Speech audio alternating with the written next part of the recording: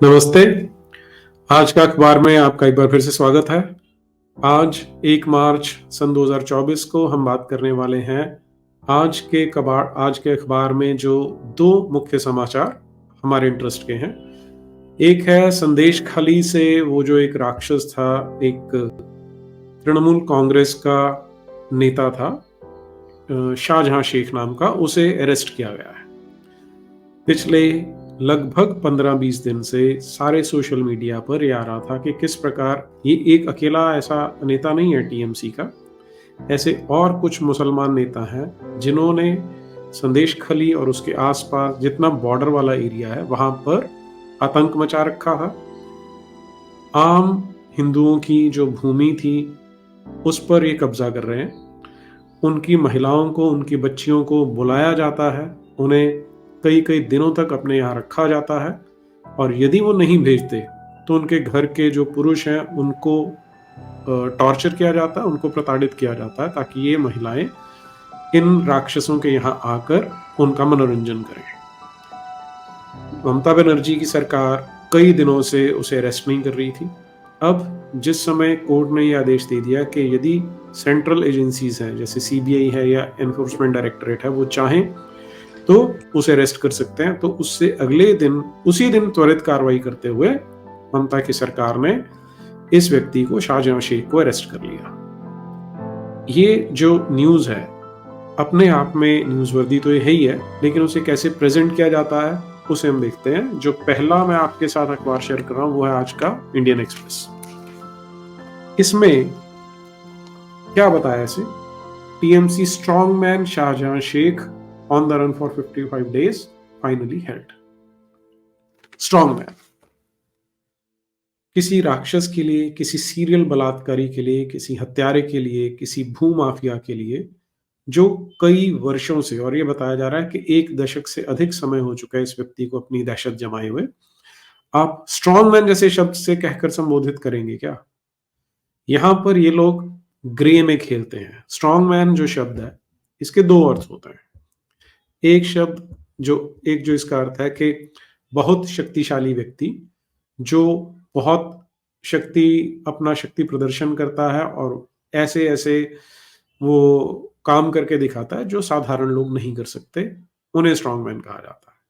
हालांकि एक इसका दूसरा अर्थ भी होता है कि ऐसे नेता जो धमकियां देने का और हिंसा का उपयोग में लाने का काम करते हैं उन्हें भी स्ट्रॉन्गमैन कहते हैं। लेकिन बाय एंड लार्ज ये 2 मीनिंग होते हैं इसके।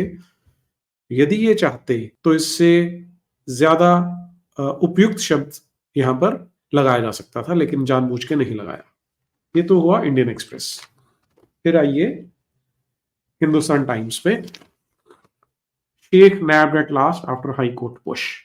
और इसमें भी जब इसका विवरण दिया जा रहा है, Trinamool Congress strongman Sheikh Shahjahan who lauded over the Sandeshkhali in West Bengal's North 24 Parganas was arrested. Strongman,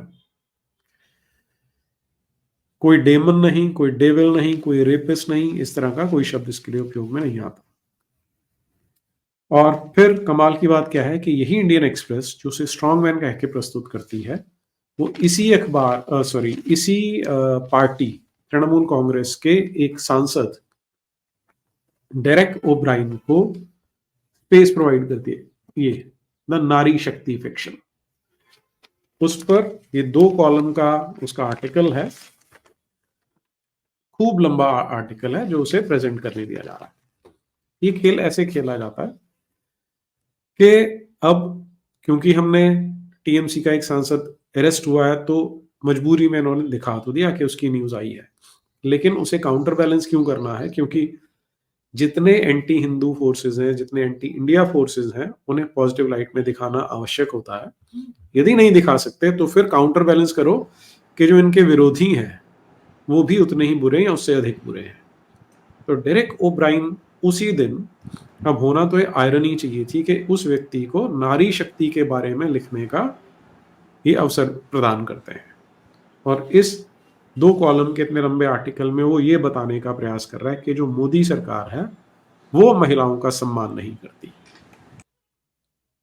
इसे प्रीएम्प्टिव स्ट्राइक भी बोला जाता है, क्योंकि अभी मोदी ने जाना है 7 मार्च को वेस्ट बंगाल में और उन्होंने ये मुद्दा उठाना है, तो इसे प्रीएम्प्टिव स्ट्राइक कह सकते हैं। हालांकि बीजेपी ने कोई बहुत प्रशंसनीय काम किया हो ऐसा कतई नहीं है।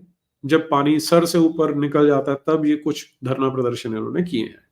लेकिन यहाँ हमारे लिए जो कबाड़ का, आज के कबाड़ का विषय वो ये है कि यहाँ पर इस तरह से इन्हें ये प्रेजेंट करने दिया जा रहा है।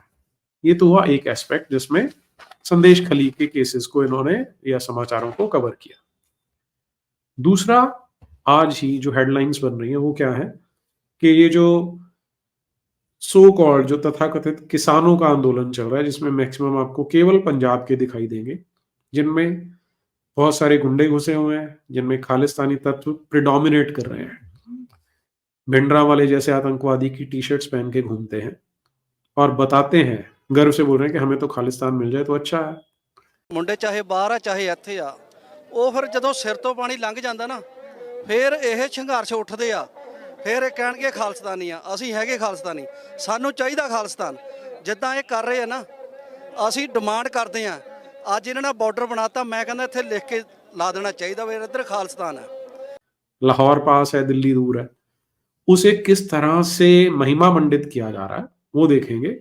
एक उसमें सो कॉल्ड किसान मर गया है, यंग लड़का है, उसकी मृत्यु हुई है, उसका नाम देकर शुभकरण नाम बोल बोलकर उसे महिमा मंडित कर रहे हैं। इसके लिए जब आप देखना शुरू करते हैं तो आपको सारे के सारे अखबार उसी पैटर्न पे दिखते हैं। टाइम्स ऑफ इंडिया, ये देखिए, Shubhkaran last journey tears angle resolve at Bathinda village. लगभग आधे पेज का आर्टिकल है ये, और सारे का सारा उसे महिमा मंडित करने के लिए है।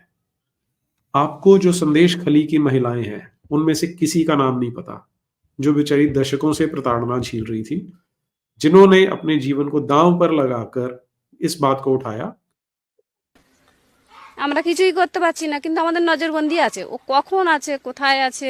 अब ये बता रही हैं कि शाहजहां शेख यहीं आसपास घूम रहा है लेकिन उसे अरेस्ट नहीं किया जा रहा। पुलिस পরীক্ষা দিতে পারে, উচ্চ মাধ্যমিক পরীক্ষাটা কি কারণে দিতে পারেন, কেন দিতে পারেন?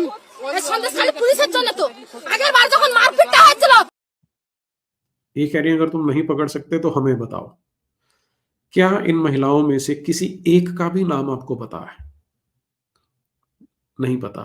ये होती है मीडिया का दोगलापन। आपको अखलाक मालूम है, पहलू खान मालूम है, लेकिन जो हिंदू मरे हैं लिंचिंग में उनके नाम नहीं पता। एक शुभकरण मरा है वो पता है, लेकिन संदेश खाली में सैकड़ों हत्याएं हुई हैं, बहुत महिलाओं के साथ दुराचार हुआ है, एक विक्टिम का नाम आपको नहीं पता। लेकिन यहां आधे आधे पेज की न्यूज दी जाती है, उन्हें हाईलाइट किया जाता है, सिस्टमैटिकली किया जाता है सब। इंडियन एक्सप्रेस जब आप देखने बैठेंगे तो इंडियन एक्सप्रेस में ये देखिए, how long can BJP keep away from farm stir, hope anger doesn't reach it.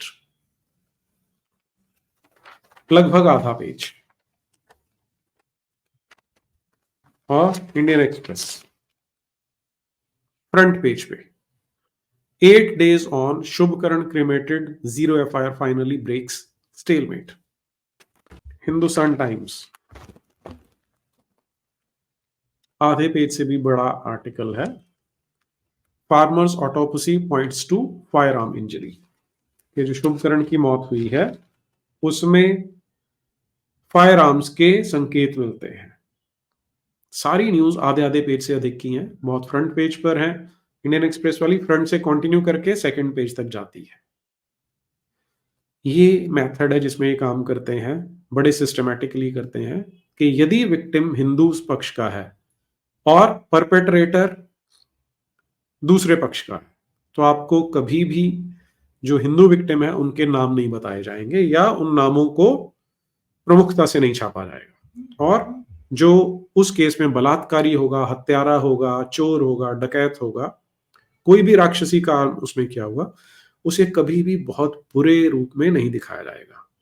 लेकिन अगर इसका जरा सा भी रिवर्स है, और ये मैंने हिंदू का, इसमें आप भारतीय पूरी सभ्यता को ले सकते हैं, अगर सभ्यता को तोड़ने वाले तत्व कहीं पे एक्टिव हैं, जैसे खालिस्तानी है, तो वहां पर विक्टिम यदि एक भी है, और वो वास्तव में विक्टिम हो सकता है ना भी हो, वो ऊपर एक साइन बोर्ड पे शायद कोई तख्ती लगाने के लिए चढ़ा था, वहां से गिरता है और मर जाता है, तो भी उसका महिमा मंडन ऐसे किया जाएगा कि मानो हमारी सभ्यता ने उसके साथ कोई अन्याय कर दिया है। उसका नाम आपको पता चलेगा। लेकिन ये जो एसिमेट्री है, जो इम्बैलेंस है, वो आपको तब दिखाई देता है जब आप इस तरह की सूचनाओं को, इस तरह के समाचारों को लगातार पढ़ना आरंभ कर देते हैं। नहीं तो ये बहुत सूक्ष्म ढंग से किया जाता है, जनरली इसके बारे में पता नहीं चलता है। इसीलिए मैं कहता हूं कि ये अखबार नहीं होता, एक कबाड़ होता है जो हमारे घरों में आकर हमें, हमारे बच्चों को अपनी ही जड़ों से काटने का काम करता है। इनसे बच के रहें, सावधान रहें। नमस्ते।